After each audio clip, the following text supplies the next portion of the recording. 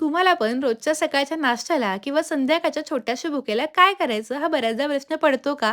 मला तर नेहमीचा प्रश्न आहे आणि त्या प्रश्नाचं उत्तर काय असा बऱ्याचदा विचार केला की काय करायचं हा प्रश्न पडतो. बऱ्याचदा आपण नाश्त्यामध्ये पोहे, उपमा तर बनवतोच, पण आज काहीतरी वेगळं आणि झटकीपट बनावं असं वाटलं. म्हणून मी तांदळाच्या पिठाची झटकीपट अगदी 5 ते 10 मिनिटात होणारी रेसिपी बनवली.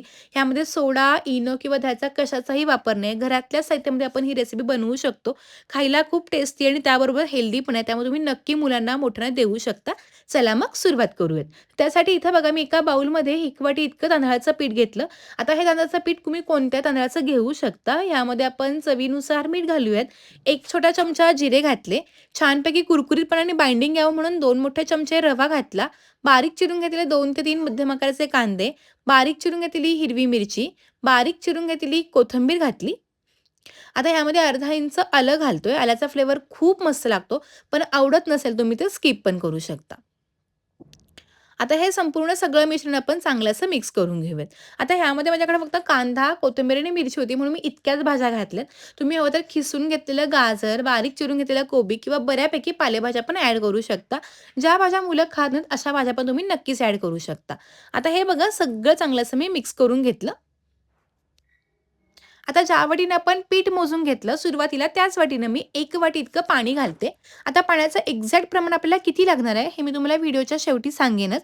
कारण ह्यामध्ये पाण्याचा वापर थोडा जास्त होतो. पण एकाच वेळी जर पाणी टाकलं तर पाण्यामुळं आणि पिठामुळं गुठळ्या होण्याची शक्यता असते आणि त्या गाठी मोडायला फार वेळ लागतो.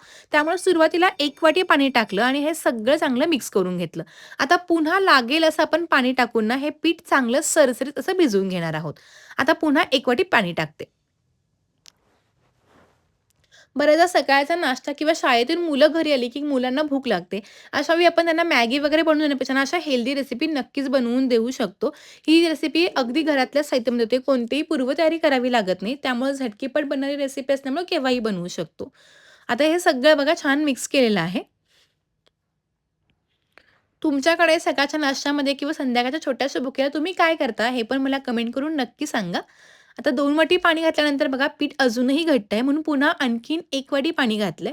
आता जी आपण रेसिपी करतोय ह्याला छान जाळी पडावी आणि जर रेसिपी कुरकुरीत हवी असेल, तर तुम्ही आणखीन अर्धी वाटी पण पाणी ह्यामध्ये ॲड करू शकता किंवा जर तुम्हाला थोडी मऊ रेसिपी आवडत असेल आणि बऱ्यापैकी जाळी आवडत असेल, तर तुम्ही 3 वाट्या पाणी पण घालू शकता. तर 1 वाटी पिठासाठी तर 3 ते 3.5 वाट्या पाणी घालणं आवश्यक आहे. जितकं हे पीठ आपण छान पातळ बनवू, तितकी छान जाळी आणि तितकीच आपली रेसिपी कुरकुरीत बनते. तर छान असं बघा माझं पीठ तयार झालेलं आहे. हे पुन्हा सगळं चांगलं मिक्स केलं आणि एक 2 मिनिटासाठी आपण हे साईडला ठेवून देऊयात. तोपर्यंत ह्यासोबत खायला एक चटणी बनवू. एका मिक्सरच्या भांड्यामध्ये 2 मोठे चमचे फुटाण्याची डाळ, 2 मोठे चमचे शेंगदाणे, थोडीशी कोथिंबीर, 2 ते 3 हिरव्या मिरच्या, चवीनुसार मीठ, साखर, अर्धा इंच आलं, थोडंसं पाणी घालून ना ही चटणी सगळी बारीक वाटून घ्यायची.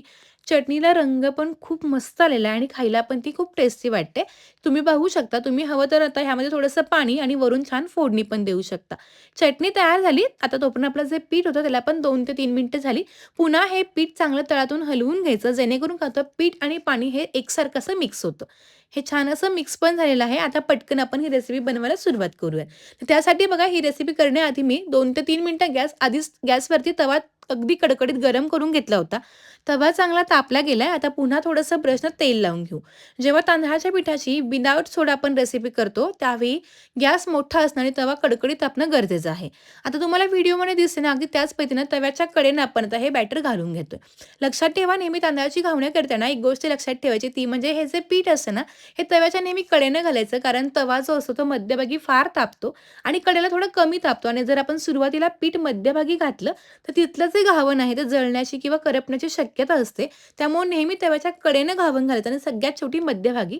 ह्यामुळं घावण एकसारखं भाजतं आणि ते अजिबात तव्याला चिकटतही नाही. 2 मिनिटं गॅस मध्यम करून ठेवूयात. वरची बाजू बघा अगदी छान अशी कोरडी झाली. आता वरून पुन्हा तेल सोडून घ्यायचं. मी सांगितलेल्याप्रमाणे जर तुम्ही घावणाचं प्रमाण किंवा भिजवत असाल, तर हे घावण अजिबात चिकटत नाही. घावण अजिबात तुटत नाही. अगदी परफेक्ट अशी घावणं बनतात. तुम्ही पाहू शकताय काय मस्त मस्त रंग आलेला आहे आणि त्याबरोबर सुरेख अशी जाळी पण पडली. ह्यामध्ये सोडा, इनो किंवा काहीही नाहीये. त्यामुळे मुलांसाठी तर फार हेल्दी रेसिपी आहे. दोन्ही बाजूने छानपैकी घावन भाजून घेतलेलं आहे. अगदी मस्त तोंडाला चव आणणारे हे घावन अगदी काही मिनिटात तयार झाले. आता हे जे घावन आहे ते हे काढून घेऊ आणि आणखी अशीच आपण घावणं करणार आहोत. तर 1 वाटी तांदळाचं पीठ घेतलं होतं आणि वाटी ही माझी मध्यम आकाराची होती. त्यामध्ये आपण 3 ते 4 अशा मोठ्या आकाराची घावणं बनवू शकतो.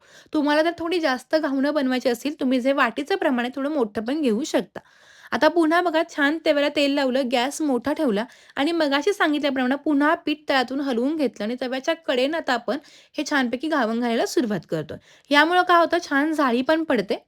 तुम्हाला ह्या स्टेजला वाटलं, की पीठ पुन्हा थोडंसं घट्ट झालंय कारण रवा घातला होता. रवा बऱ्यापैकी पाणी ओढून घेतो. त्यामुळे पुन्हा तुम्ही थोडंसं पाणी पण ॲड करू शकता. हे जे घावन आहे ना, तुम्ही मुलांना टिफिनला, मुलांना आयत्या वेळी किंवा भूक लागली तर तुम्ही नक्कीच बनवू शकता. तुम्ही जर चॅनलवरती नवीन असाल आणि अजूनही चॅनलला सबस्क्राईब केलं नसेल, तर प्लीज चॅनलला सबस्क्राईब करून त्यापुढील बेल बटनला क्लिक करायला विसरू नका. जेणेकरून माझे व्हिडिओज आले, त्याचे नोटिफिकेशन तुम्हाला लगेचच तुमच्या मोबाईलवरती पाहायला मिळतील. आणि ही रेसिपी ट्राय केली तर याचे फोटोज Instagramला पाठवा आणि आजचा व्हिडिओ आवडला असेल, तर व्हिडिओ कोणत्या गावातून पाहताय हे पण मला कमेंट करून सांगायला विसरू नका. मस्तपैकी अगदी छान एकसारखी भरपूर जाडी आणि कुरकुरीत असे आपली घावणं तयार होत आहेत.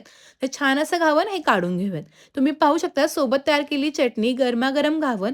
आजची रेसिपी आवडली असेल तर नक्की करून बघा. पुन्हा अशाच सोप्या रेसिपी भेटूयात. तोपर्यंत धन्यवाद. बाय.